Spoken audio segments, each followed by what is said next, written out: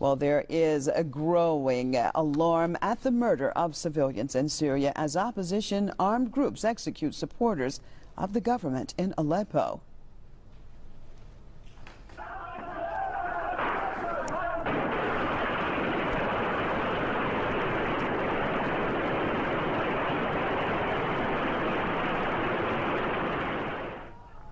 This video, which is posted on YouTube and reported by Agence France Presse, shows armed men killing their captives.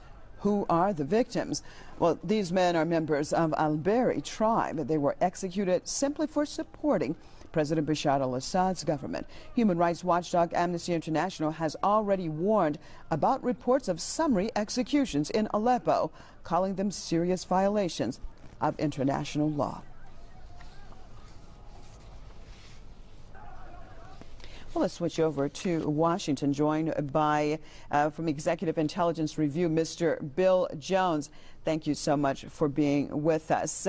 What exactly does this mean when we hear, unfortunately, these type of reports coming out of Aleppo, that civilians are being shot down, being slaughtered, being tortured, and yet the U.S. government supports the forces that are responsible for this? What exactly does that mean when the U.S. is in the middle of trying to, as they say, fight for human rights in Syria? Well, it means that the U.S. has taken a very two-faced position on this. What we're seeing in terms of these terrorist acts, we're looking at the future to the extent that the present policy continues in that same direction.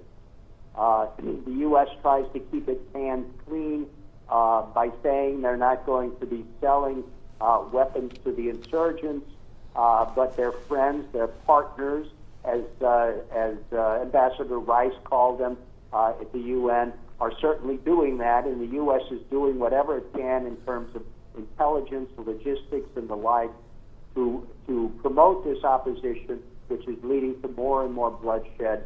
And it's not going to stop anytime soon unless the policy is changed.